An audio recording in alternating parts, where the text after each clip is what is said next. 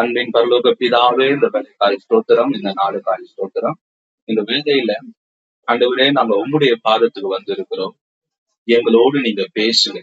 உங்க வார்த்தையை கொண்டு நீங்க எங்களோடு பேசும்படியா நான் ஜெபிக்கிறேன். இந்த வார்த்தையினால நாங்கள் பிழைப்போம். உங்க வார்த்தையினால் நாங்கள் செழிப்போம். உங்க வார்த்தையினால் நாங்கள் விடுதலை பெறுவோம். உங்களுடைய வார்த்தையினால் நாங்கள் வாழ்ந்திருப்போம். நாங்க எங்க போவோம்? ஜீவ வார்த்தைகள் உங்களிடத்தில் உண்டல்லவா? நீங்க எங்களோடு பேசுங்க. நான் எங்களை தாழ்த்துகிறோம். எங்களுக்கு வேண்டிய சத்தியத்தை எங்களோடு பேசி எங்களை மீண்டும் உருவாக்கி உயிர்ப்பித்தார். இயேசுவின் நாமத்தில் பிதாவே, ஆமென். அல்லேலூயா. ஆமா, நான் உங்களோட அசைன்மெண்ட் என்னது ஞாபகம் இருக்குதா?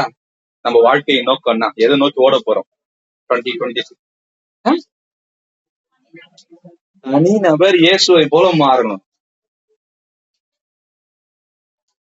நான் இயேசுவா மாறணும். சொல்லுங்க. நான் அதை நோக்கி ஓடிக்கொண்டிருக்கிறோம். சோ அதற்கான முயற்சிகள் தான் நம்ம செய்ய போறோம். இன்னைக்கு என்னன்னா, ஒரு தனி மனிதன் இயேசுவாய் மாறினா முதலாவது என்ன காரியத்தை செய்ய வேண்டும் என்று நம்ம கற்றுக்கொள்ளும். நம்முடைய நோக்கம் என்னன்னா, நம்ம இயேசுவை போலவே மாறணும். அல்லேலூயா. இயேசுவை போலவே வாழ்வதற்காக நம்மை தேவன் அழைத்திருக்கிறார். நமக்கு எல்லாருக்கும் ஒரு இண்டிவிஜுவல் குணாதிசயம் இருக்குது. சில பேர் கோபக்காரங்க, சில பேர் பொறுமையா இருப்பாங்க, சில பேர் சிடுசிடுன்னு இருப்பாங்க, சில பேர் அமைதியா இருப்பாங்க, சில பேர் சாந்தமா இருப்பாங்க, சில பேர் எரிஞ்சு விடுவாங்க, சில பேர் கேரக்டராவும் நன்மை செய்யறவங்க இருப்பாங்க, சில பேர் நன்மை செய்ய முடியாது. மனிதன் ஒவ்வொரு குணாதிசையோடு இன்னைக்கு இருந்திருக்கு. ஆமே. ஆனா எல்லா மனிதனுடைய குணாதிசயத்தையும் தேவன் தன்னுடைய குணத்தை போல மாற்ற விரும்புகிறார். இயேசுவை போலவே மாற அழைக்கப்பட்டிருக்கிறோம்.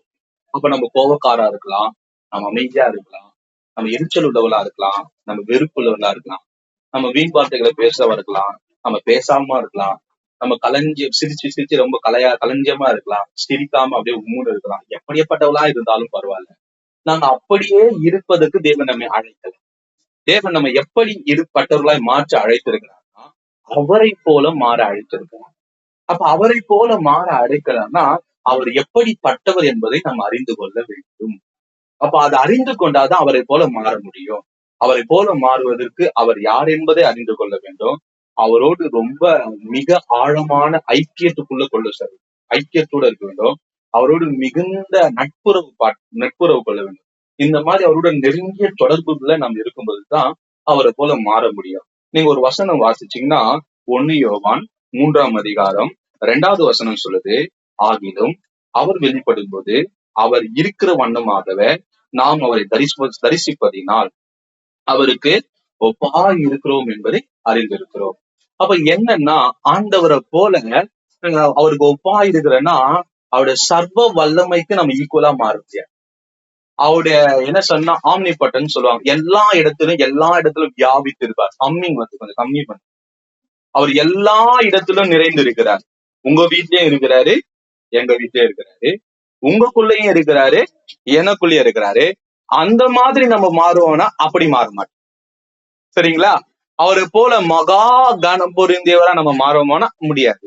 அவருக்கே உரிய சில மிக யூனிக்கான குணாதிசயத்தை உடையவர்களா நம்ம மாற மாட்டோம். ஆனா எப்படிப்பட்டவர்களாய் நாம் மாறுவோம் என்றா, நாம் அவரை போல சில குணங்களை அவரை போலவே உடையவர்களாய் மாறும். அவர் வரும் பொழுது அவரை தரிசிப்பதினால் அவர் இருக்கிற வண்ணமாகவே நாம் இருப்போம். அப்புறம் அவர் வரும் பொழுது அவர் எப்படி இருக்கிறாரோ அவர் குணத்தை ஒற்றியே நம்முடைய குணம் இருக்கும். அப்ப அவரை தரிசிக்க விரும்புகிறவர்கள் எப்படியாப்பட்ட ஒரு வாழ்வுக்குள்ள வர வேண்டும்னா அவரை போல இருக்கணும். எப்படின்னா அவருடைய குணம். நீங்க சில நாடுகள்ல எல்லாம் நீங்க வாசிச்சீங்கன்னா இயேசு போலவே ட்ரெஸ் அணிகிறவங்க இருக்கிறாங்க. இந்த அவர் உயிர்த்தெழுந்த நாள், சிலுவையில் அறைந்த நாளை நினைவு கூறும்போது சில பேர் சிலுவையிலே அதே மாதிரி அரைஞ்சிடுவாங்க, சில பேர் சாட்டையில அடிச்சுப்பாங்க. இப்படியாப்பட்ட காரியங்களை தேவன் செய்ய சொல்லல. ஆனா அவங்க குணம், அவருடைய கேரக்டர், அவருடைய பண்புகள் இயேசுவை போல மாறணும் என்பது இதுதான் கிறிஸ்தவனுடைய வழக்கம். நீங்க பாத்தீங்கன்னா ஆதியாகமும் வாசிச்சீங்கன்னா அவருடைய சாயலாக நம்மை உண்டாக்கினார். சாயல்னா என்னன்னா அவருடைய குணம் உடையவர்கள், அவருடைய கேரக்டரும் அவருடைய நேச்சரும் அது உடையவர்களாய் நம்ம மாறுறாங்க. நம்ம அன்பா இருக்கிறோம்ல, அது ஆண்டுடைய கேரக்டர். நம்மக்குள்ள சில நல்ல குணங்கள்லாம் ஆண்டவர் ஏற்கனவே வச்சு. சோ இப்படியாப்பட்ட குணங்களை காலப்போக்குல மனிதர்கள் பெரும்பாலும் இழந்துட்டாங்க. சிலர் அங்கொன்றும் இங்கொன்றும் இருக்கிறாங்க. அத்தி பூத்த மாதிரி ஏதோ ஒருத்தன் அந்த மாதிரி சில குணாதிசயங்கள் உடையவளா இருக்கிறாங்க. பெரும்பாலும் மனிதர்கள் தேவனுடைய சாயலை இழந்து போயிட்டு, அப்போ ஆண்டவர் ரட்சிப்பின் மூலமாய் நமக்கு திரும்ப மீட்டு கொடுத்தது. மீட்பு என்ற வார்த்தை, ஆண்டவர் மீட்க வந்து இழந்து போனதை மீட்க வந்தார்னா, இழந்து போன நம்முடைய குணத்தை மீட்டு நம்ம இடத்தில் கொடுக்க வந்திருக்கிறார். மீட்டு, ஆமென். நாம் எதை தொலைச்சிட்டோமோ, எந்த குணத்தை இழந்துட்டோமோ, எந்த நற்பண்புகளை நம்ம இழந்து நம்ம பாழாய் போயிட்டோமோ, அதை எல்லாவற்றையும் சரி செய்வதற்கு தேவன் நம்மோடு நம்ம கொடுக்க வந்திருக்கிறார். அப்ப அவருடைய சாயலாய் நம்ம மாற வேண்டும் என்பதுதான் தேவன் நமக்காக வச்ச டாஸ்க், ஒரு நோக்கம். எனவே நம் ஒவ்வொரு ரட்சிக்கப்பட்ட கிறிஸ்தவனுடைய நோக்கம் என்னன்னா, நீங்க ஆசீர்வாதமா இருப்பது மாத்திரம் இல்ல, நீங்க தேவனை போல மாறுங்க, ஆசீர்வாதம் உங்க வாழ்க்கையில வந்துடும். நீங்க தேவனை போல மாறுங்க, சுகம் உங்க வாழ்க்கையில வந்துடும். நீங்க தேவனை போல மாறுங்க, செழிப்பு உங்க வாழ்க்கையில வந்துடும். நம் கர்த்தரை போல மாறும் பொழுது, அந்த பாதையை நோக்கி செல்லும் பொழுது, நமக்கு தேவையான எல்லாவற்றையும் தேவன் நமக்கு கொடுக்க ஆயத்தமா இருக்கிறார். நீங்க இயேசு வாழ்ந்த காலகட்டத்துல இயேசு எப்படி இருந்தாருன்னா, மனிதனாதான் இருந்தார் 100%. அவருக்கு எதுக்காச்சும் குறைவுபட்டார்னு இருக்குதா? அவருக்கு ஏதாச்சும் இழந்தார் இருக்குதா? அவர் ஏதாச்சும் நம்மளோட மனிதனுக்கு வர மாதிரி பாடுகள், சில பாடுகள் மத்தியில போனாரு. நம்ம வியாதிப்பட்ட மாதிரி, சுகம் இல்லாத அந்த மாதிரி பாதையில அவர் போகவே இல்லை. ஏன் போகலைன்னா, பரலோகம் அவர் அவ்வளவு ப்ரொடெக்ட் பண்ணி பாதுகாத்து. அதே போல கிறிஸ்துவாய் நம்ம வாழும் பொழுது பரலோகத்தின் பொக்கிஷன் ஆண்டவர் பரலோகம் நம்மள எப்படிதமா பாக்குது? விசேஷித்தவர்களா பாக்குது. ஏன் விசேஷித்தவர்களா பாக்குறாங்க? ஏன்னா அவரை போல நம்ம இருக்கிறதுனாலதான், வேற ஒரு காரியம்லாம் இல்ல. பரலோகத்துல இல்லாதது என்ன இருக்குது? பரலோகத்தின் தேவனின் சாயலா நாம் இருப்பதனால்தான் பரலோகம் விசேஷித்தவர்களா பாக்குறதா. மத்தேயு நீங்க விசேஷித்தவர்களா இருக்கிறீங்களே, காட்டு புஷ்பத்தை காட்டில நீங்க ஏன் விசேஷித்தவர்களாம்? காட்டு புஷ்பமோ, காட்டுல இருக்கிற விலங்குகளும் மரம் செடி கொடிகளும் இயேசுவை போல இல்ல, நாம இயேசுவை போல இருக்கிறோம். நம்ம விசேஷித்தவர்கள். பரலோகம் நம்ம அப்படிதான் பாக்குது. பரலோகம் நம்மை நடத்துற விதமும் அப்படிதான் இருக்கும். அப்ப நம்முடைய நோக்கம் என்னவென்றா, ரட்சிக்கப்பட்ட ஒவ்வொரு தனி மனிதர்களும் என்ன நோக்கத்தை உடையவர்களா இருக்கணும்னா, ஆண்டவரை போல குணம் உடையவர்களாய் நாம் மாற வேண்டும். ஆமென். அப்ப ஆண்டவரை போல குணத்தை நம்ம இழப்பதற்கு இன்னைக்கு நிறைய பிரச்சனைகள் நம்ம சூழ்ந்து இருக்குது. நமக்கு வருகிற எல்லா விதமான பாவ சோதனையும் பிசாசின் கண்ணியும் எதற்காக நேராக நம்ம நடத்துனா, நமக்குள்ள இருக்கிற உயர் குணத்தை இழக்கும்படிதான். எதற்காக? உன் கேரக்டரை டேமேஜ் பண்ணணும். உன் இமேஜ ஆண்டவரை போல இருக்கிற, எனக்கு ஒரு இமேஜ் இருக்கு ஆண்டில, கர்த்தருடைய சுவாபமா இருக்கிற இமேஜ், அந்த இமேஜ அழிப்பதற்கு தான் இன்னைக்கு பல விதமான சோதனைகள் நம்ம சூழ்ந்து இருக்கு. அப்ப என்ன பண்ணனா, இதை ஜெயிப்பதற்கு ஒரே வழி என்னன்னா, ஆண்டவர் சமூகத்தை இருந்துதான் நம்ம ஜெயிக்க முடியும். வசனம் சொல்லுது, அவருடைய வசனத்தை நீங்க அறிந்து கொள்ளும் போது விடுதலையாக்கப்படுவீர்கள். நம்மை சூழ்ந்து இருக்கிற பல்வேறு விதமான பாவ சோதனைகள் இருந்து நம்ம விடுதலையாக்குவதற்கு ஒரு வழி தேவனுடைய நடத்துதல், வசனத்தில் நிரப்புதல். இதை குறிச்சு ஏற்கனவே ஒரு வாரம் உங்களோடு பேசியிருக்கிறேன். அப்ப என்னன்னா, பவுல் தான் இந்த காரியங்களை குறிச்சு பேசும் பொழுது, அப்போ ஒரு கிறிஸ்தவனுக்கு என்ன தேவைன்னு சொல்ற. காலையில ஒண்ணு சொன்னல, என்னன்னா பிசாசுக்கு இடம் கொடாமலும் இருங்கள் என்று பேசணும். இன்னைக்கு ஈவினிங் என்ன காரிச்ச பேசுனா, நீங்க பிலிப்பியர் 2:5 சொல்லுது, கிறிஸ்துவில் இருந்த சிந்தையே உங்களில் இருக்க கடவுள்.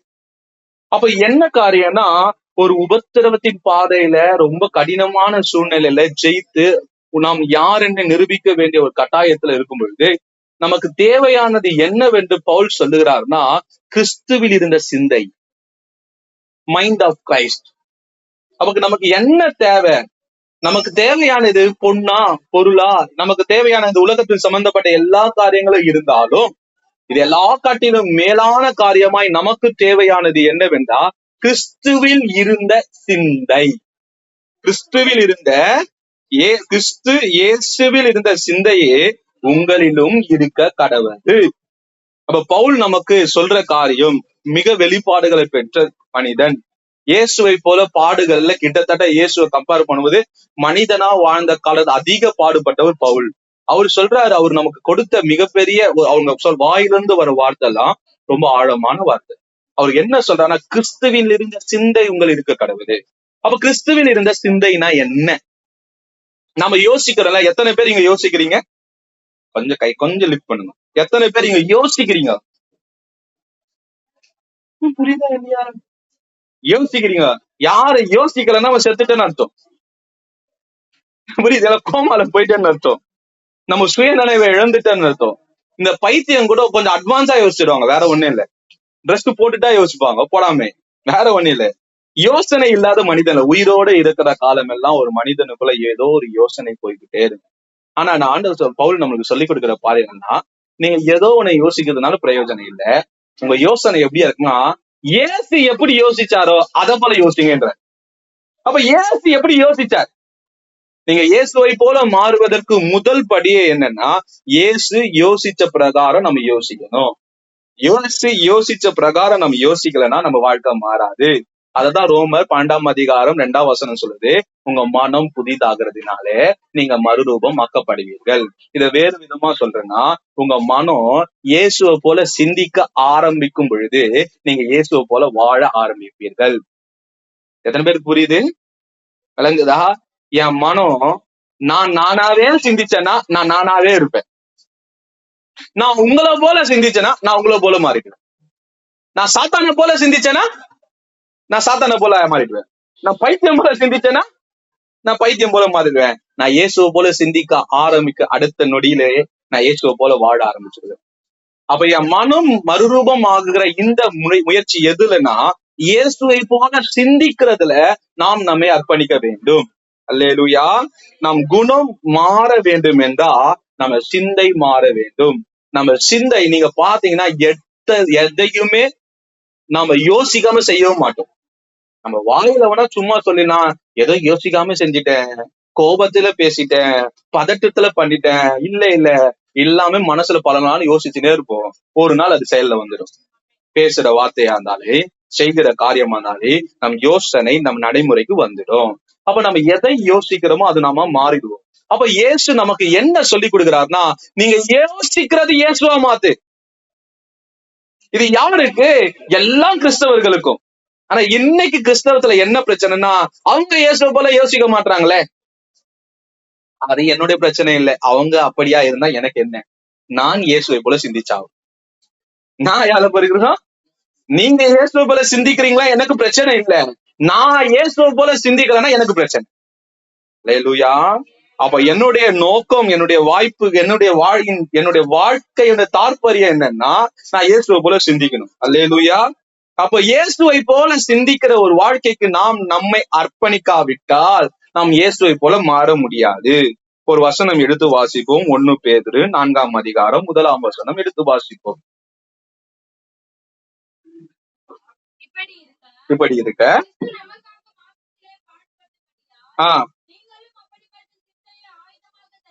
எப்படிப்பட்ட சிந்தை ஆயுதமாய் தரித்து கொள்ளணும்? உனக்கு கஷ்டம் வர என்ற சிந்தை ஆயுதமா தரிச்சுக்கோன்றாரு. பாடுபடுவேன் என்ற சிந்தை உனக்கு இல்லைன்னா, ஐயோ ஏன் எனக்கு பாடு, ஏன் கத்துற, ஏன் குதிக்கிற, ஏன் கூப்பாடு போறேன்னா உனக்கு கஷ்டமே வரக்கூடாதுன்னு நீ நினைக்கிற. ஆனா பேதுரு தன் சபைக்கு எழுதும் போது சொல்றாரு, கிறிஸ்து பாடுபட்டார்ல, அந்த சிந்தையை நீ ஆயுதமா வச்சுக்கோ. அந்த அளவுக்கு நீ பாடுபடணும்னு ஒரு எண்ணம் வச்சுட்டுனா இப்போ போகிற பாதை உனக்கு ஒண்ணுமே தெரியாது. சிலுவையில அறைவதற்கும் ஆயத்தம் ஆயிட்டீங்கன்னா சிலுவையை தூக்குறதுக்கு கஷ்டமா இருப்பாரு, ஈஸியா இருக்கும். அப்போ நம்மளுடைய பிரச்சனையே மிகப்பெரிய எனக்கு ஏன் இது வருதுன்னு யோசிக்கிறோம். நான் கேக்குறேன், ஏன் உனக்கு இது வரக்கூடாது? ஏன் என்ன மட்டும் திட்டுறாங்க, ஏன் உன்னை திட்டக்கூடாது? ஏன் உன்னை என்ன மட்டும் சபிக்கிறாங்க, ஏன் உன்னை சபிக்க கூடாது? ஏன் என்ன மட்டும் வெறுக்கிறாங்க, ஏன் உன்னை வெறுக்க கூடாது? இதுதான் பிரச்சனை. பாடுபடுவது நம்முடைய பாக்கியம் என்று வசனம் சொல்றது. அவர்கள் பாடுபடுவதை பாக்கியம் என்று கருதினபடினால் சந்தோஷத்தோடு அந்த இடத்துல இருந்து புறப்பட்டு போனால் அப்போஸ்தலருக்கு. அப்ப உங்க வாழ்க்கையில மகிழ்ச்சி இழப்பதற்கு மிகப்பெரிய காரணம் என்னன்னா, எனக்கெல்லாம் இது வரணுமா, எனக்கெல்லாம் வரலாமா, இதுக்கு பின்னாடி என்ன இருக்குதுன்னா மிகப்பெரிய பெருமையின் குணம் அடங்கியிருக்கு. வசனம் சொல்றது, கிறிஸ்துவையே பாடுகளினால் ஆண்டவர் பூர்ணப்படுத்தினார். கிறிஸ்துவையே பாடினால் கீழ்ப்படிய ஒப்பு கொடுத்தார். கிறிஸ்துவுக்கு அவர் சொல்றாரு, பச்சை மரத்துக்கு இந்த பாடுன்னா உங்களுக்கு எல்லாம் பாத்துக்கிட்டார். அப்ப நமக்கு இந்த உலகத்துல உபத்திரம் உண்டு, ஆனாலும் திடம் கொள்ளுங்க, நான் உலகத்தை ஜெயித்தேன். அப்போ நம்ம பாடுபடணும் என்ற நினைவு நம்ம வந்தாதான் பாட ஜெயிக்க முடியும். ஏன் பாடு, ஏன் கஷ்டம், ஏன் துன்பம், ஏன் வருத்தம், ஏன் எனக்கு நான் நம்மள ஜெயிக்கவே முடியாது. எனக்குன்னே யோசிச்சு வாழ்நாளா கடந்து போயிடுவோம். எனக்கு இது வந்துச்சு, இந்த பாடுகளை நான் எப்படி ஜெயித்து வர வேண்டும், பாடுகளை எப்படி கடந்து வர வேண்டும். அக்கினி ஊடா வசனம் தான் சொல்றேன், நீ அக்கினி வழியா கடந்து போகாம எப்படி வேவாம இருப்பேன். வசனம் வாக்குது, அக்கினி ஊடா நீ நடந்தாலும் வேவாதிருப்பாய், தண்ணீரை கடக்கும் போது முழுகாதிருப்பாய். வாக்குத்தத்தம் இருக்குதுல, அக்கினியே உள்ள போலன்னா எப்படி வெந்தியா வேவலையா தெரியுது.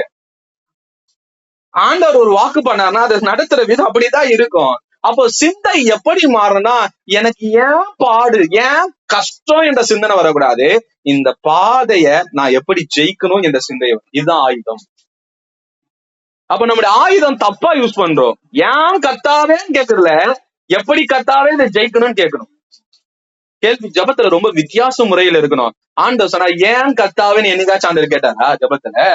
ஆண்டவரே இதை தாங்கறதுக்கு பலன் தாங்க, இதை கடந்து போகணும், இதை ஜெயிக்கணும், ஆகில என் சித்தம் இல்ல உங்க சித்தம், நான் ஊடுருவேன், இதை ஜெயிக்கணும்.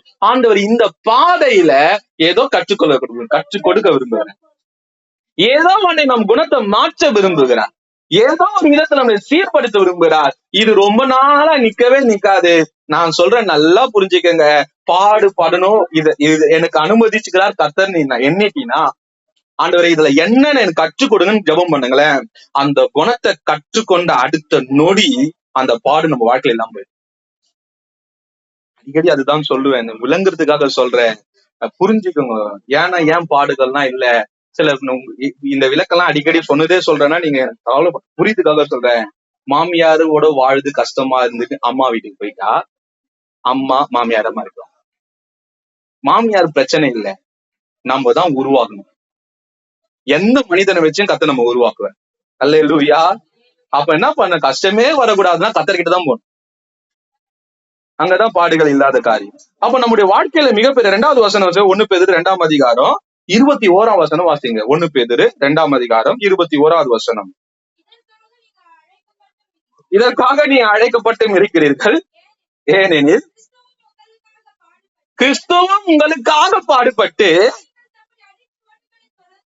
அவர் என்ன சொன்னார்னா, அவர் நடந்து ஒரு வழிய, ஒரு ஃபுட் பிரிண்ட வச்சுட்டு போய்கிறார் பாடுகள் வழிய. நீங்க அது பார்க்கும் போதெல்லாம் ஆண்டவர் இதை கடந்துதான் போயிருக்கிறாரு, நானும் இதை கடந்துதான் போகணும். கடந்து போகணும்னு தவிர அது அழிஞ்சு போகணும்னு கடவுளை சித்தம் இல்லை. நல்லா புரிஞ்சுக்கணும். சில பேர் சொல்றாங்க, இந்த கஷ்டத்திலேயே நான் செத்துன்னு கடவுள் விரும்புறாரா? கண்டிப்பா அது கடவுள் விரும்பவே இல்லை. அந்த பாடுகளை கடந்து வரும்படி விரும்புறாங்க. எல்லாரும் இந்த வழியா போகணும், நானும் போகணும், நீங்களும் போகணும். ஏன்னா ஆண்டவர் அந்த வழியா தான் நடந்து போயிட்டார், வேற வழி போல. வசனம் சொல்லுது, அந்த நித்திய ஜீவனுக்கு போகிற வாசல் அது நெருக்கமான பாதைதான், அது விசாலமான வழி இல்ல. ஏசு அந்த வழியா நடந்து போய் சொல்றாரு, நான் தான் வழி, நான் தான் சத்தியம், நான் தான் ஜீவன், என்ன நீ பானா இந்த வழியா தான் கடந்து வரணும். யாருக்கு பிரச்சனை இல்லாம இருக்குது? எல்லாருக்கும் பிரச்சனை இருக்குது. ஆனா பிரச்சனையில ஆண்டவர் இருக்கிறாங்க தான் கேள்வி. ஆண்டவர் கூட இருந்துட்டா நம்ம கடக்க முடியாத பிரச்சனை இல்ல, நம்ம ஜெயிக்க முடியாத தடைகள் இல்ல, நாம மேற்கொள்ள முடியாத சூழ்நிலைகள் இல்ல. இந்த இந்த சிந்தைவங்க, ஆண்டவரே பாட நீ அனுமதிச்சிருந்தா இதை நான் கடந்து செல்ல எனக்கு உதவி செய்யுங்க. யோபுக்கு இருந்த சிந்தை என்ன? யோபு வழியில ஒரு கர்த்தர் அனுமதிச்சார், கர்த்தர் கொடுக்கல. அவர் சொல்றாரு, தேவனிடத்தில் நன்மை பெற்ற நாம் தீமையும் பெறலாமா, தேவனை தூசித்து ஜீவனோட சொல்ல பைத்தியக்காரி மாதிரி பேசாத, கர்த்தர் அனுமதிச்சார். கர்த்தர் மாத்துவார். யோபுனா வாழ்நாள நான் பாடிலே செத்துட்டாரா? எத்தனை ஆண்டு, சில மாதங்கள் நினைக்கிறேன்ல, சில மாதங்களா நாட்களா தெரியல, கடந்து போயிட்டவனையும் 4 தலைமுறையை பார்த்துட்டாரு, பல மடங்கு ஆசீர்வாதத்தை பார்த்துட்டாரு, பிள்ளைகளை பெற்றெடுத்தாரு. யோபு பழைய வாழ்க்கை காலம் மிக உயரமான ஒரு உயர்நிலைக்கு போயிட்டார். ஆனா ஏன் இந்த பாடுகள், ஏன் கஷ்டங்கள்னா, ஆண்டவர் நம்மள சில குணத்தை உருவாக்க விரும்புகிறார். நம்ம விசேஷித்தவர்கள், யாரு யூனிக். நான் இயேசுவை போல மாறேன், நீங்க இயேசுவா மாறணும்னு ஆண்டவர் தெரிந்தெடுத்துட்டாரு. வேற வழிலாம் போக முடியாது, இயேசு போன வழியா தான் போகணும். ஆல்டர்னேட்டிவ் குறுக்கு வழி, சுத்துப்பாதை, ஷார்ட்கட் எல்லாம் கிறிஸ்தவத்துல இல்லவே இல்லை. ஒரே வழிதான். இயேசு எந்த வழியாய் நடந்து போனாரோ அந்த வழிதான் நடந்து போகணும், வேற மாற்று வழியே இல்லை. இயேசு இப்படிதான் போனார். ஆமே, இந்த குணத்துல இயேசு தன் கேரக்டரை காட்டினார். நமக்கு என்ன தெரியுமா, கேரக்டரை உருவாக்கி அதை போலவே நம்மள மாற்றுவேன். முடியும் போது பரலோகத்துல போய் அவர்தான் சொல்லுவார், அவரை தரிசிக்கும் பொழுது அவர் இருக்கிற வண்ணமாக நான் அவரை காண்பதினால் அவரை போலவே நாம் இருப்போம். அல்லேலூயா. விளங்குதா? புரியுதா? தயவு செய்து புரிஞ்சுக்கோங்க. அவர் நம்ம பரலோகத்தை வந்து அழைக்கும் போதும், ரகசிய வரிகளை அழைக்கும் போதும் அவரை காணணும்னா அவரை போல வாழ்ந்தாதான், இல்ல மறிச்சு அவர்கிட்ட போனாலும் இங்க அவரை போல வாழ்ந்தாதான் அவர்கிட்ட போக முடியும். இதுதான் வழி தவிர வேற வழியெல்லாம் இல்லவே இல்லை. ஆமா, என்கிட்ட வந்து நீங்க கேளுங்க, நான் எனக்கு இருக்கிற கஷ்டத்தை சொன்னா நீங்க அழுவீங்க. உங்களுக்கு இருக்கிற கஷ்டத்தை சொன்னா நான் அழுவேன். உங்க கஷ்டம் உங்களுக்கு பெருசு, என் கஷ்டம் எனக்கு பெருசு. என்னன்னா ஆண்டவர் சொல்றாரு, திராணிக்கு மேலாக வசனம் சொல்லுது, ஒரு பொடி ஒரு இமி கூட உன்னை மேல சோதிக்க மாட்டேன். இது உன்னால முடியும் தெரிஞ்சாதான் உன்னை அந்த சோதனை வழியை நடத்துவேன். என் புள்ள தாங்காதுன்னா நடத்தவே மாட்டாரு. கொஞ்சம் நீங்க பாத்தீங்கன்னா இதுக்கு மேல கருகிட்டு நினைச்ச வெங்காயத்தை வீட்டுல வைப்பீங்க. உங்களுக்கே தெரியுது, ஐயோ இதுக்கு மேல சூடு போட்டா வெங்காயம் தீஞ்சிரமாச்சே. வெங்காயத்துக்கு மேல இருக்கிற அக்கறை உங்களுக்கு, வெங்காயத்துக்கு மேல இருக்கிற அக்கறை ஆண்டவருக்கு உங்க மேல அக்கறை இருக்காதா? ராணிக்கு மேல எல்லாம் உன்னை சோதிக்க மாட்டாரு. ஆண்டவருக்கு தெரிய உன்னால தாங்க முடியும், உனக்கு இதுக்கு பலன் உண்டு, இதுல இருந்து ஒரு குணத்தை நீ கற்றுக்கொண்டு வருவ, நீ உலகத்துக்கே ஆசீர்வாதமா இருப்பன்னு தெரியும். அல்லேலூயா. அதனால நான் ஆண்டவர்கிட்ட போய் கேட்கிறேன், எனக்கு பலன் தாங்க, எனக்கு கற்றுத்தாங்க, நான் கடைபிடிக்கிறேன், நான் உண்மை போல மாற்றுகிறேன். நான் கடந்து வந்த எத்தனையோ பாடல் பகுதி எனக்கு அன்னைக்கு எனக்கு வலி, வேதனை, பெருமூச்சு, அவமானம், முடியலன்னு கத்திருக்கிறேன். ஆனா கடந்து வந்த பிறகு தெரியும் எத்தனை பேருக்கு நான் அந்த பாதையினால ஆசீர்வாதமா இருக்கு தெரியுமா? என்கிட்ட சொல்லும் போது சொல்றேன், நானே இதுல கடந்து வந்தேங்க. ஏன் அன்னைக்கு ஆண்டவர் போட்டாருன்னு தெரியாது, ஏன் அன்னைக்கு ஆண்டவர் அப்படி பண்ணாரு தெரியாது. ஆனா இன்னைக்கு கடந்து வந்த பேர் தெரியுது, கடவுள் ஆசீர்வாதமா வச்சிருக்கிறாரு. சொல்லும் போது தெரியும், நானும் வந்தேங்க. வியாதியின் பாதையா? நானும் வியாதியில வாடுகிறேன். நீ மாத்திர போறியா? நானும் தான் போட்டு இருக்கிறேன். நான் ரொம்ப மோசமான சூழ்நிலை கடந்து வந்திருக்கிறேன். பண கஷ்டமா? கஷ்டம்தான். உறவுகள்லாம் நெருக்கடி தான். கண்ணீரோட சாப்பிட்டுக்கிறேன்னா கண்ணீரோட சாப்பிட்டு இருக்கிறேன். ஏன் வாழ்ன்னு யோசிக்கிறேன், ஏன் வாழ்ன்னு யோசிக்கிறேன். இதெல்லாம் கடந்து வரும்போது என் கத்தாவ 1000 கேள்வி கேட்டேன். கடந்து வந்த பிறகுதான் தெரியுது, என்னை நடத்தினது நன்றி ஆண்டவரே, நான் உயிரோட இருக்கிறேன்ல, நீங்களும் உயிரோட தான் இருப்பீங்க. ஆமே. உங்களை பிறருக்கு சாட்சியாய் வைப்பதற்கு ஆண்டவர் இந்த வருத்தமான பள்ளத்தாக்கு கடந்து வர வச்சுன்னு இருக்கிறாரு. ஆண்டவர் அனுமதிப்பதுன்னா உங்களை உருவாக்குவதற்காக, உங்களை அழிச்சவே போட மாட்டேன். அப்ப சொல்றாரு, முதல்ல உங்க சிந்தையை எப்படி மாத்துங்கன்னா, ஏன் பாடுன்னு மாத்தாத, பாடு தேவன் அனுமதிக்கிறாருன்னா ஜெயிக்கிற சிந்தனையை மாத்திக்கோ. எப்படி ஆண்டவரே நான் அதை ஜெயிக்கலாம்? என்ன ஆண்டவர் கட்டு எங்க மனச பாச சொல்லிக்கிறதுதான். நீ சோதனை ஓடக்கூடாது. ஏன் ஆண்டவர்னு கேட்க கூடாது. இந்த நெருக்கமான பாதையில ஏன் ஆண்டவர்னா கேள்வி கேட்காத. உட்கார்ந்து நான் என்ன குணத்துல மாறணும், நான் எதுல மனம் திரும்பணும், என்னதை நீங்க என்கிட்ட எதிர்பார்க்கிறீங்க சொல்லுங்கன்னு சொல்லும்போது அதை மாத்து தம்பி, அடுத்த நிமிஷம் அந்த காரியம் முடிஞ்சிருங்க. அதே மாதிரி நான் நிறைய மனிதருடைய வாழ்க்கையில அவங்க அந்த சூழ்நிலையை அந்த காரியத்துல சேஞ்சஸ் வந்த அடுத்த வினாடியே அவங்க சூழ்நிலைகள் மாறுது பார்த்துட்டு. உங்களுக்கு ஒரு சம்பவம் ஞாபகம் வருது, நான் உங்களுக்கு சொல்றேன், நல்லா புரிஞ்சுக்கோங்க. ஏன் கர்த்தர் என்ன நடத்துறான்னு தெரியல. ஒரு பெண், வாலிப பெண், அதுக்கு என்ன பிரச்சனை, பல வருஷமா மனநிலை பாதிக்கப்பட்டது. அந்த மனநிலை பாதிக்கப்பட்ட பெண்ணுக்கு என்ன காரியம்னா, அது ரோட்ல போகும்போது ஒவ்வொரு துணியா கட்டி போட்டு போயிடும். எண்ட் ஆஃப் த டைம் அந்த வாலிப பொண்ணு அது வந்து உடை இல்லாம தான் ஓடுமா ரோட்ல. அதுதான் அதோடைய சுவாபம். எத்தனையோ வருஷமா அப்பா அம்மா ரொம்ப கஷ்டப்பட்டு இருக்கிறாங்க, சபைக்கு கொண்டு வந்துருக்கிறாங்க. சபையில இந்த கஷ்டத்தை சொல்லும் போது பாஸ்டர் என்ன பண்ணிக்கிறேன், 40 நாள் பாஸ்டிங் போட்டுக்கிறேன். 30 நாள் எத்தனை நாள் போட்டு அழுது ஜோம் பண்ணும் போது, ஆண்டவரே முடியல, ஒரு சேஞ்சஸே இல்லையா, 3 வேலை அழுது. அப்ப ஒரே ஒரு நடத்துதல் நானா, இந்த ஞானஸ்தானம் எடுத்துக்க சொல்லு இந்த குடும்பத்தை, இந்த குடும்பமா கத்தரை ஏற்றுக்க சொல்லு அப்படின்னு சொல்லுன்னா, அந்த குடும்பமா கத்தரை ஏத்துக்க சொல்ல. அவரு என்ன பண்ணலாம், குடும்பமா ஏத்துக்குன்னு விக்கிரகத்தெல்லாம் தூக்கி தண்ணியில போட்டு எல்லா வேலையும் முடிச்சுட்டாங்க. மாற்றமே வரலையா, மாற்றமே வரவே இல்லையா. அவரு என்ன பண்றாருப்பா, அவரு சொல்றாரா, ஏண்டவரே என்னால இதுக்கு மேல உபவாசம் பண்ண முடியல, என் உடம்புல சக்தி இல்ல, என்னால முடியலன்னு சொல்லிட்டு அவர் உபவாசம் முடிச்சுட்டு இருக்கிறார். கொஞ்ச நேரம் கழிச்சு மறுநாள் காலையில ஜெபத்துக்கு போக சொல்ல பொண்ணை காணுமா, அம்மா அப்பாவை காணுமா. ஐயோ என்ன ஆச்சுன்னே தெரியலையே, கடவுள் சுகத்தை கொடுத்தாரா, யாரு என்ன பண்ணா, அவர் ரொம்ப குழம்பத்துல பார்த்தா பொண்ணு பல்லு வலிக்கணும்தான் சர்ச்சில். அப்ப சொன்னாரா, ஆமா என் பொண்ணு எத்தனையோ வருஷம் கழிச்சு, அம்மா பிரஷ் கொடுமா பல்லு விளக்க போறேன், பாஸ்டர் அங்கிள் வந்துருவாரு ஜெபம் பண்ணுன்னு கேட்டுதான். நான் என்ன சொல்றேன்னா, என்னெல்லாம் எனக்கு தெரியாது, எத்தனை வருஷம் பாடுலாம் தெரியாது, நான் மாற வேண்டியதை மாறினா பாடு முடிஞ்சிடும். ஆமா, அந்த பொண்ணு பிரஷ் கேக்குதான். அந்த அவளுக்கு வாழ்க்கை மாறிடுச்சு. உங்களுக்கு தெரியாது ஏன் கத்தர் அந்த பாதையில நடத்துறாருன்னா தெரியவே தெரியாது. இன்னொரு சம்பவத்தை சொல்றேன்.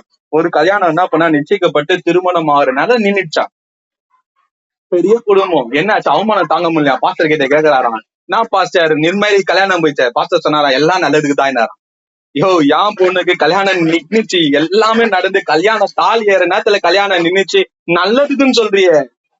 தெரியாது, நல்லதுக்கு தான் போயிட்டாராம். கொஞ்ச நாள் கழிச்சு அந்த குடும்பம் ஒரு பேப்பரோட வருதான். பார்த்தா என்னன்னா, பேப்பர்ல ஒரு கார் விபத்து, போன ஒரு காலி. அப்ப சொன்னாங்க, இந்த மாப்பிள்ளை தான் நான் பார்த்து வச்சிருந்தேன். கல்யாணம் இருந்தா எத்தனையோ 6 மாசம் 7 மாசம் இருக்கும். என் பொண்ணு தாலி எடுத்துட்டு இங்க நின்னு இருக்கோம், கல்யாணம் நின்னுது, நல்லதுக்கு பாஸ்டர். நான்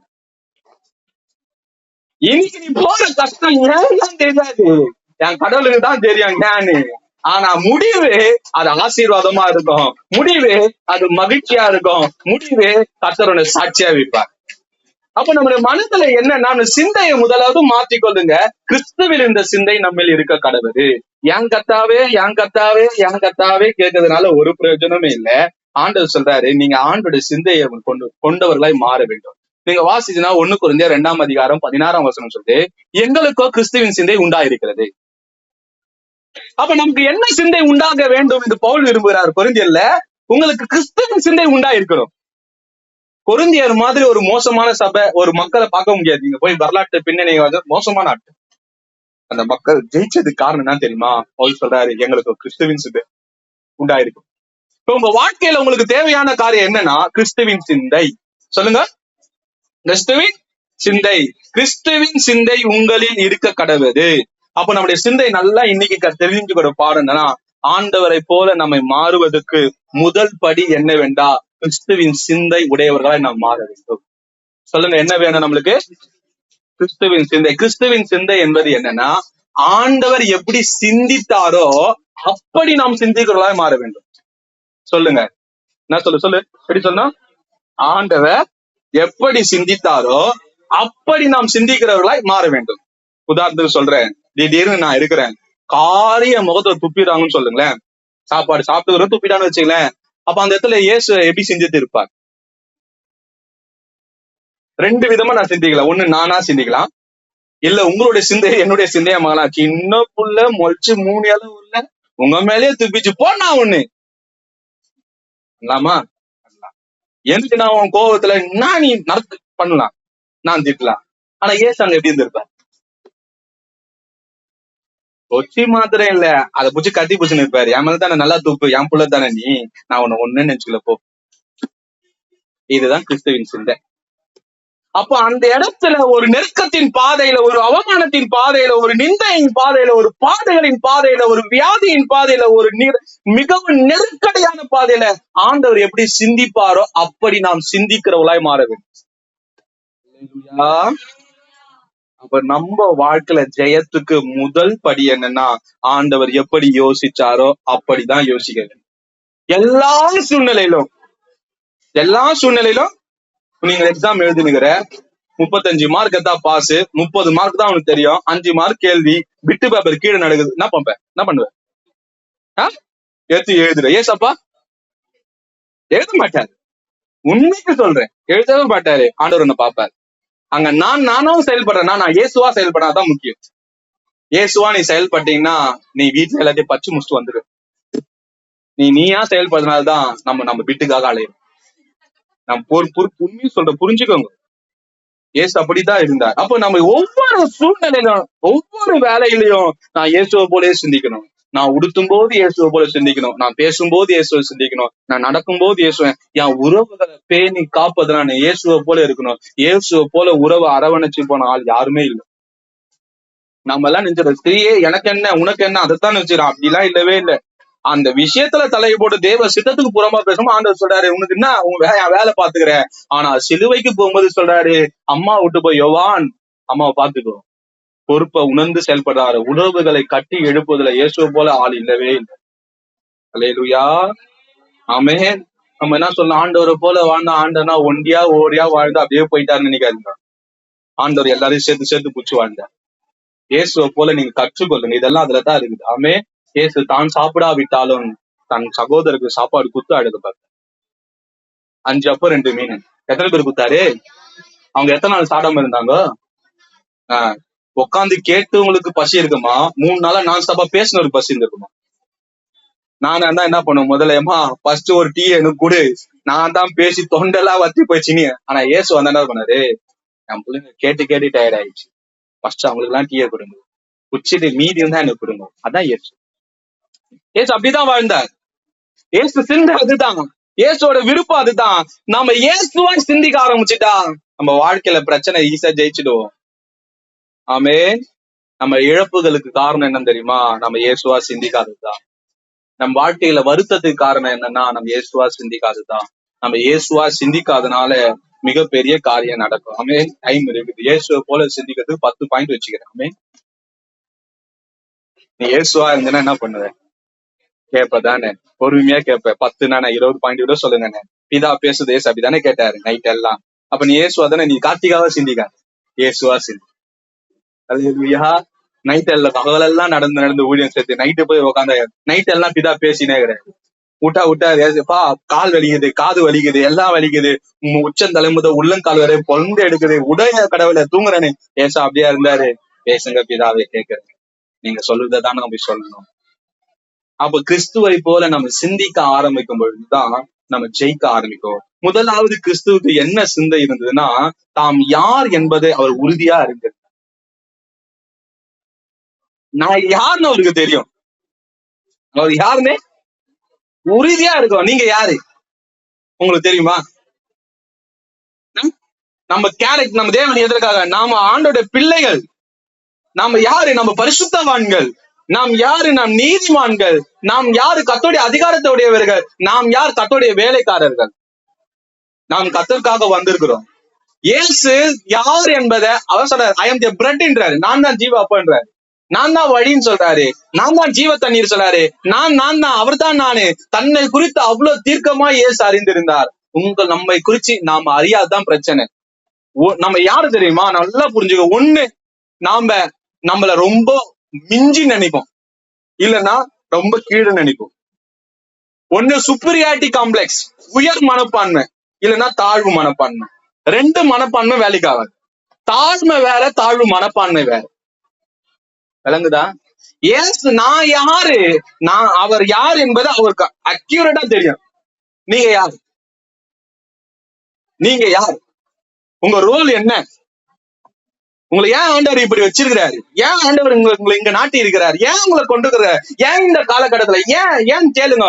நீங்க யார் என்பதை அறிந்துச்சுன்னா உங்க வாழ்க்கையில நீங்க தோத்து போக மாட்டீங்க. சந்தேகத்துக்கு இடமின்றி நாம் யார் என்பதை நாம் அறிய வேண்டும்.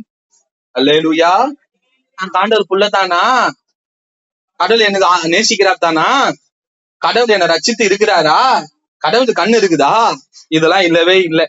இயேசு தான் யார் என்பதை அவர் நான் இதுதான், என் பிதா எனக்கு இந்த உறவு இதுதான், தான் யார் என்பதை இயேசு நன்றாய் அறிந்திருந்தனால், தேவன் எதற்காக தன்னை உருவாக்கி பூமிக்கு கொண்டு வந்தார் என்பதை அறிந்திருந்தால், மனிதருடைய வார்த்தையை அவரை பாதிப்படைய செய்வார்.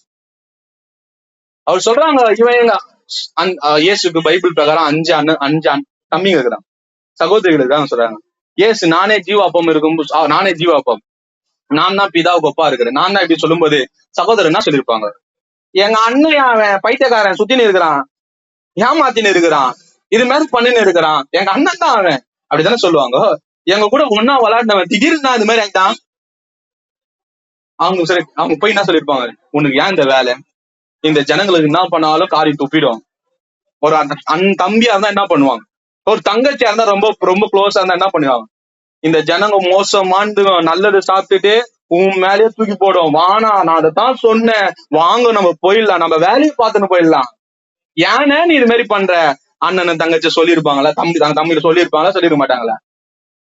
சொல்லியிருப்பாங்களே. ஏசு யாசர யாருன்னு எனக்கு தெரியும், நான் அவனுக்கு அண்ணன் அப்புறம் தான், என் வேலை எனக்கு தான் தெரியும்.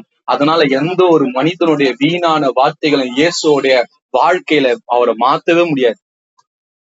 மரியாள் அழுது இருப்பாங்களா இல்லையா? சிலுவைக்கு போகும்போது ஒவ்வொன்றும் ஒப்பாரி வச்சிருப்பாங்களா இல்லையா? என் ரத்தம் எல்லாம், என் பால் எல்லாம் ரத்தமா போத எப்பா அழுது இருப்பாங்களா இல்லையா? செத்தாலே அழுகிற தாய்க்கு சாவுக்கு கண்ணெதிர்க்க சாவுக்குறாரு, இன்னும் அழுது இருக்கும். நம்ம அம்மா அழுதா நம்மளால தாங்க முடியுமா? கல்லுக்கு இறங்கி என்ன பண்ணுவோம், சிலுவை போட்டு, நானா இருந்தா சிலுவை போட்டு எங்க அம்மா பின்னாடி போயிடுவேன். ஏமா அழுவுற, போமா வானாமா வந்துடுறாமா. ஆளா அழாத, நான் வந்த நோக்கம் இதுதான், என் வாழ்க்கையே இதுதான், என் இதுவே அதுதான். புரியுதுங்களா உங்களுக்கு? எந்த கண்ணீரும், எந்த மாய கார்த்தியம், எந்த அன்பும் ஆண்டவரை மாத்த முடியல. எந்த கண்ணீரும் எமோஷனல் பிளாக்மெயில், உணர்ச்சி எமோஷனலா நம்மள பிளாக்மெயில் பண்ணுவாங்க. இதெல்லாம் நான் ஆண்டவரை மாத்தவே இல்லை.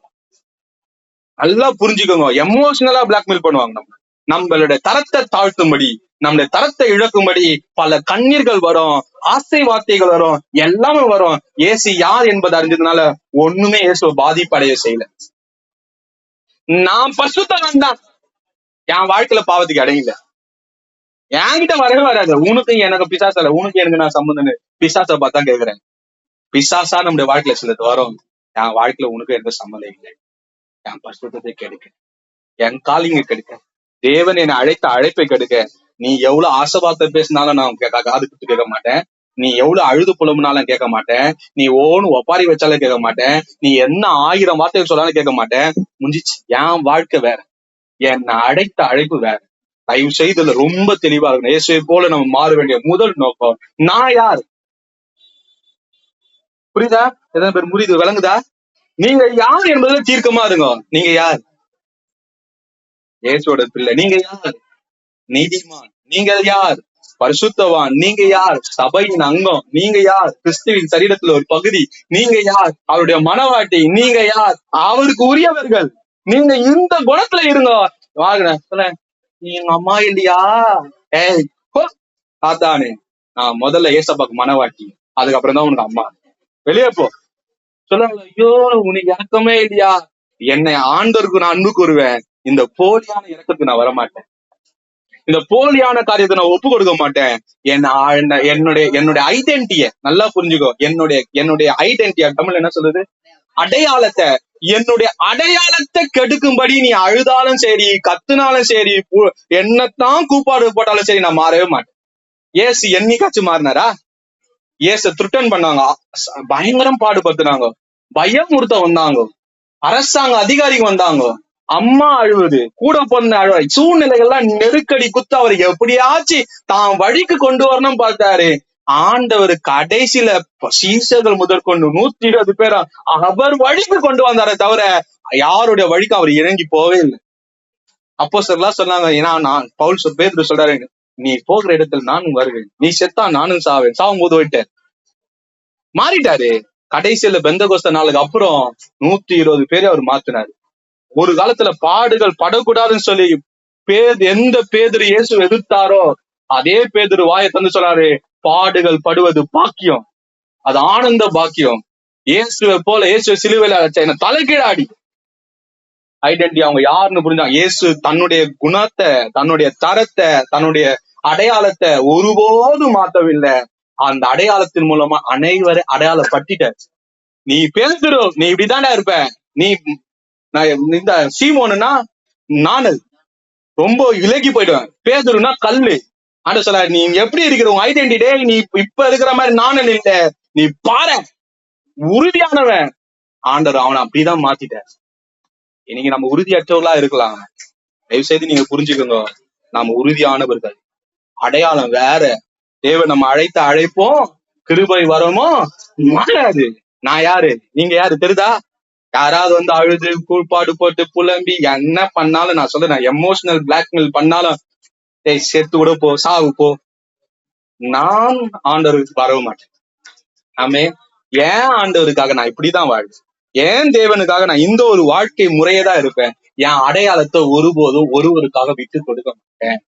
ஆமேன். இது கர்வம் இல்லை, இது பெருமை இல்லை, இதுதான் நம்ம வாழ்க்கையின் வழி. சொல்லுவாங்க, ஐயோ கல் நெஞ்சக்காரி இறங்கவே மாட்டியா? உனக்கு நான் இறங்கிட்டேன், நான் சிங்காசனத்துல அங்கிருந்து இறங்கிடுவேன். வசனம் சொல்றது எபேசியர்ல அவரோடு கூட சிங்காசனத்துல அவரோடு உட்கார பண்ணி இருக்கிறேன். என் தரம் அங்க, நான் அவ்வளவு வாசி, இங்கெல்லாம் நான் யாருன்னா காட்ட முடியாது. அப்ப நம்ம தரம் ஐடென்டி என்ன? இயேசு தன் அடையாளத்தை அடையாளம் இன்னதுன்ட்டு அவர் சிந்திச்சார்.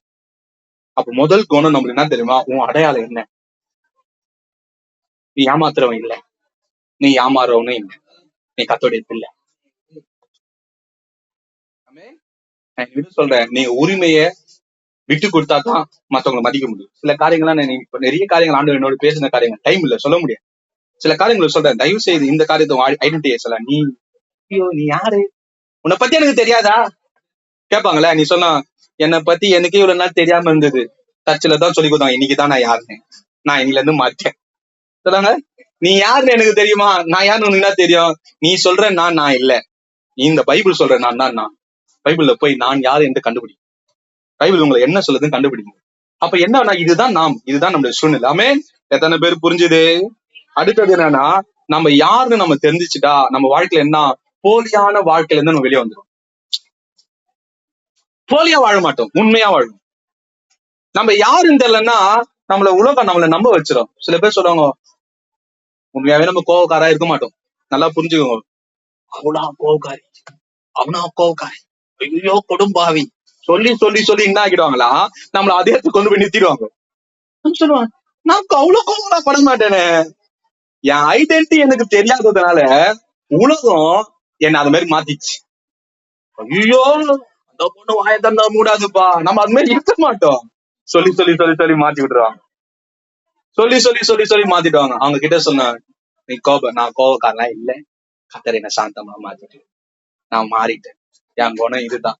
அப்போ நம்முடைய ஐடென்டிட்டியை நம்ம அறிந்து கொள்ளலன்னா உலகம் நம்மை போலியான வாழ்க்கைக்குள்ள தள்ளிடும், உன்னை போலியான குணத்துக்குள்ள கொண்டு போயிடும், உன்னை தேவன் விரும்பாத ஒரு வாழ்வியல் முறைக்குள்ள உன்னை புகுத்திடும். புரியுதா நான் சொல்லுது? புரியுதுங்களா?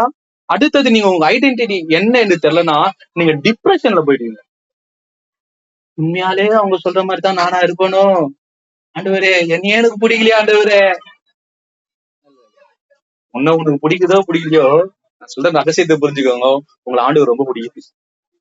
ஆண்டவர் உங்களை ரொம்ப நேசிச்சுக்கிறேன். உங்க ஐடென்டிட்டி என்னன்னு நீங்க தெரியல, நீங்க யார் என்ற அடையாளத்தை இழந்துட்டீங்கன்னா நீங்க டிப்ரெஷனுக்குள்ள போயிடுவீங்க. என்ன பண்ணுங்க, நீங்க பாத்தீங்கன்னா அந்த மாதிரி நாங்க சொல்ற ஏன் ஸ்டூடெண்ட் நம்ம டிப்ரெஷனுக்குள்ள போயிடும். ஐயோ ஏன் இது மாதிரி நம்மள பேசி நம்மள பிளாக்மெயில் பண்ணி நம்மள ஏதோ பண்ணி நம்மள மூளை செலவு செஞ்சு என்னென்னவோ சொல்லி நம்மள டிப்ரெஷனுக்குள்ள கொண்டு போயிடும். நான் சொல்றேன், நான் பரிசுத்தவான் தான், எனக்கு தயவு செய்து நீ இன்னும் சொன்னாலும் ஏத்துக்க மாட்டேன். என்ன பண்ண, காது சவுலுக்கு ஒரு வசனம் இருக்கும், அவன் காது கேளாதவன் போல் போனான். நீ என்ன வேணா சொல்ல, என் அடையாளத்தை மாத்திர ஒரு வார்த்தையை உங்ககிட்ட நான் கேட்கவும் மாட்டேன். காது குத்தி கேட்காதீங்க. என்ன பண்ணுங்க, ஐயோ இந்த உலகம் எப்படிலாம் இருக்க தெரியுமா நம்மள. நான் இந்த பாதையெல்லாம் போய்கிறேன், சொல்ல உன்னாலதான் நான் கெட்டு போனேன். ஏய் என்னால நீ ஏன் கெட்ட? உனக்கு சொந்த புத்தி இல்ல, உனக்கு சுய புத்தி இல்ல, நீ யோசிக்க மாட்டேன். என்ன நான் மேல வந்து குச்சிருவியா? போக வேலையை பாத்துக்கினே.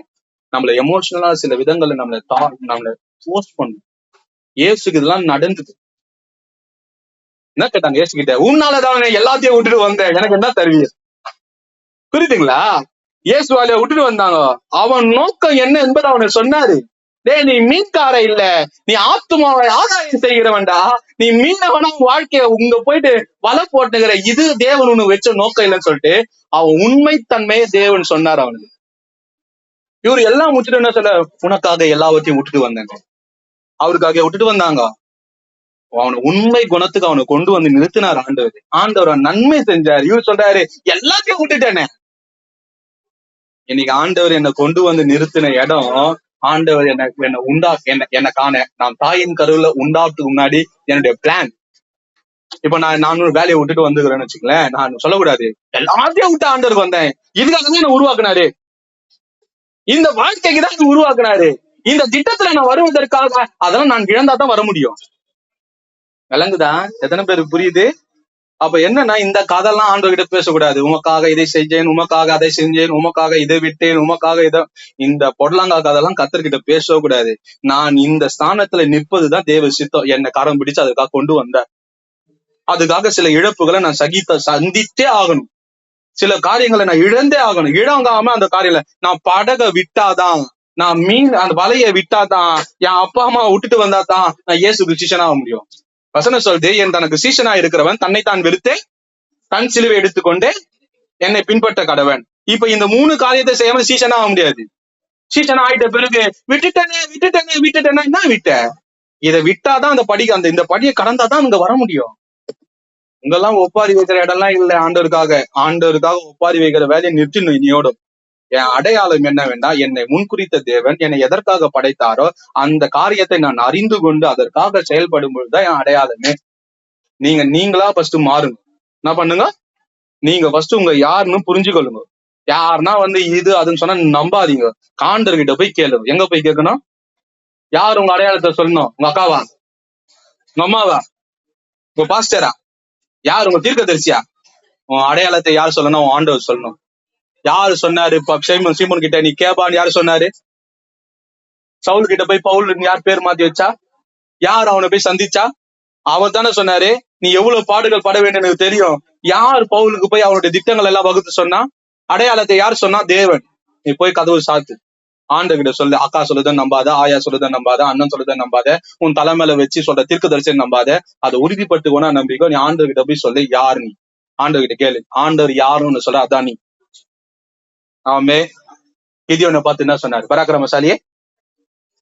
அவரு என்ன சொன்னாரு? பயந்தாங்கோலி, நான் கோழன். கடைசியில அவர் எப்படியா மறிச்சாரு? பராக்கிரமசாலி தான் மறிச்சாரு. நான் என்ன சொல்றேன்னா, உன்னை தேவன் எதை சொல்றாரோ அதான் நீ. உன்னை குறிச்சு நீ என்ன நம்புறியோ அது நீ இல்ல. உன்னை குறிச்சு சொந்தம் என்ன சொல்றதோ அது இல்ல. உன்னை குறிச்சு தேவன் என்ன சொல்றோ அதுதான் நீ. விளங்குதா? எத்தனை பேருக்கு புரியுது? அல்லேலூயா, ஆமென். கர்த்தர் நாமம் மகிமைப்படுதா. 2 காரியம், மீதி 8 காரியம் அப்படி சொல்லிடுறேன்னா. 2வது காரியம், இயேசு தன்னுடைய வாழ்க்கையின் நோக்கத்தை அறிந்திருந்தார். பர்பஸ். இயேசுக்கு தான் எதற்கு வாழுறேன்னு தெரியும். நம்ம சொல்றல, ஏன் தாண்டா வாழணும், காரணம் தெரியலன்னா வாழ மாட்டேன். என்னது? ஏன் சாகுறதுக்கு நான் சொல்றேங்களேன், நல்லா புரிஞ்சுக்கணும். ஒரு வார்த்தை சொல்ல, சாவுறதுக்கு 1000 காரணம் இருக்கலாம். சாவுறதுக்கு சொல்லுங்க, சாவுறதுக்கு வாழறதுக்கு ஒரு காரணம் போதும். ஆண்டு எனக்காகவே இருக்கிறாருன்னு, எனக்கு ஒரு நோக்கம் வச்சுக்கிறார், நீ அறிஞ்சினா வாழலாம். மக்கள் கிட்ட போய் நீ என்ன சொல்ல, இதுக்காக செத்துலாம் அதுக்காக சொல்ல, நீ சாவுது ரொம்ப ஈஸி ஆயிடுது. வாழ்ந்த காலையில செத்துலாம் நல்லதாச்சு. என்னது? சாவுறதுக்கு 1000 காரணம் இருக்குண்ணா, வாழ்த்துக்கு ஒரு காரணம். ஆண்டவர் உன்னை ஒரு நோக்கத்துக்காக பூமியில கொண்டு வந்த, அந்த நோக்கத்தை புரிஞ்சுக்காம இயேசுக்கு தம் வாழ்க்கையின் நோக்கம் என்னவென்று தெரியும். யோவான் 8ஆம் அதிகாரம் 14ஆம் வசனம் ஒருத்தர் வாசிப்பேன். ஒருத்தர் யோவான் 10:10 வாசிங்க. ஒருத்தர் யோவான் 12:27 வாசிங்க. ஒருத்தர் எடுங்க கரெக்டா. ஒருத்தர் யோவான் 8:14, ஒருத்தர் யோவான் 10:10, ஒருத்தர் யோவான் 12:27 வாசிங்க. இயேசு அவர்களுக்கு பிரதியுத்தரமாக, என்னை குறித்து நானே சாட்சி கொடுத்தாலும் என் சாட்சி உண்மையா இருக்கிறது. நான் எங்க இருந்து வந்தேன் என்றோ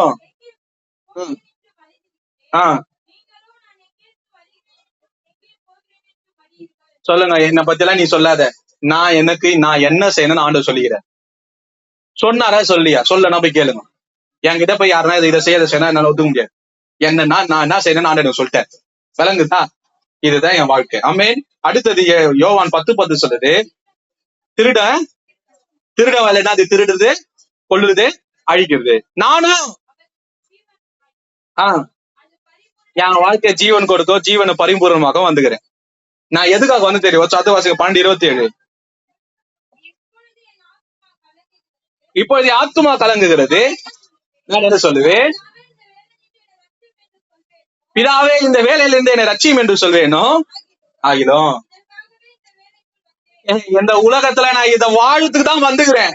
ஏசப்பா கிட்ட போய் என்னை எத்துக்கோன்னு ஏசப்பா ஜெபம் பண்ணல. இந்த சூழ்நிலையை நான் வாழதான் என்னை கொண்டு வந்தீங்க. ஆண்டவர் தீர்க்கமா இருந்தேன். இயேசுக்கு தன்னுடைய விஷன் என்னன்னு தெரியும், தன்னுடைய பர்பஸ் என்னன்னு தெரியும், தன் வாழ்க்கையின் கோல் என்னன்னு தெரியும். கிளியரா இருந்ததுனால அவரை ஒண்ணுமே பண்ண முடியாது.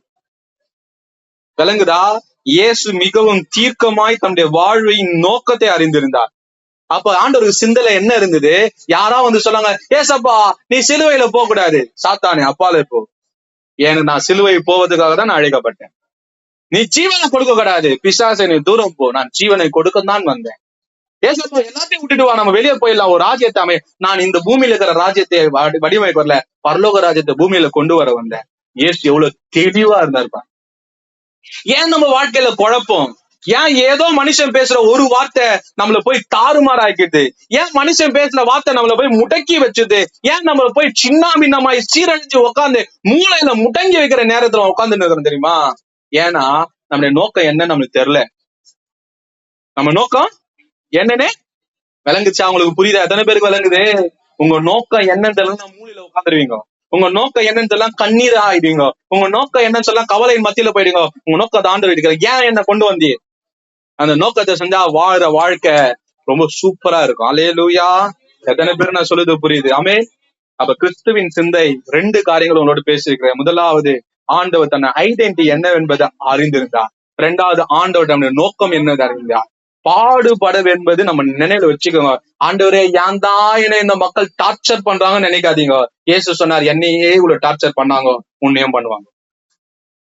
அப்ப என்ன பண்ணணும்? ஆண்டவர் நம்மளுக்கு சொல்ல காரியம்னா, டார்ச்சர் பண்ணுங்களே நேசிச்சாருங்க, டார்ச்சர் பண்ணுங்களே கவனிங்க, அன்பு செல்லுங்க, மன்னிங்க, மறப்போம், கடந்து போவோம். இதுக்காக கர்த்தர் நம்ம அழைத்திருக்கிறேன். எத்தனை பேருக்கு விளங்குது? மகிழ்ச்சியை இழந்துடாத. நீ மகிழ்ச்சியை இழந்துட்டீங்கன்னா உன் வாழ்க்கையில இருந்து எல்லாத்தையும் இழந்துடு. அப்ப என்ன காரியம் நம்முடைய வாழ்க்கையில இருக்குது? பர்பஸ். கிறிஸ்துவின் சிந்தை உடையவர்களாய் மாறுவோம். அப்ப முதலாவது இயேசுவை போல மாறுவதற்கு முதல் படி சிந்தை மாற வேண்டும். சிந்தை மாறணுமா? அப்ப போய் கண்டுபிடிங்க ஏசப்பா எப்படி எப்படிலாம் சிந்திச்சாரு. நீங்க ஒர்க் பண்ணுங்க. நீங்க ஒர்க் பண்ணும்போது உங்க வாழ்க்கை மாறும். ஆமென். அந்த முடி ஜெபம் பண்ணலாம். ஆண்டவரை நோக்கி பாருங்க, கேளுங்க. ஆண்டவரை நோக்கி, உங்க சிந்தை எனக்கு தாங்க ஆண்டவர். நீங்க எந்த சிந்தை உடையவரா இருந்தீரோ அசிந்தையை எனக்கு தாங்க ஆண்டவர். ஆண்டவரே எனக்கு சிந்தையில பிரச்சனை இருக்குது ஆண்டவரே. ஆண்டவரே சொல்ல, இந்த எனக்கு தேவனை அறிகிற அறிவுக்கு விரோதமா எழுப எல்லா சிந்தையை நான் சிறைப்படுத்துகிறேன். கிறிஸ்துவின் சிந்தையை நான் என் வாழ்க்கையில முதன்மைப்படுத்திக் கொள்ளுகிறேன். கிறிஸ்துவின் சிந்தை உடையவர்களா என்னை மாற்றுங்கப்பா. கிறிஸ்துவின் சிந்தை உடையவர்களா என்னை மாற்றுங்கப்பா. கிறிஸ்துவின் சிந்தை உடையவர்களா என்னை மாற்றுங்க ஆண்டவரே. உடைய கரத்துல என்னை ஒப்பு கொடுக்கிறேன். இயேசுவின் நாமத்தில் பிதாவே, ஆமென்.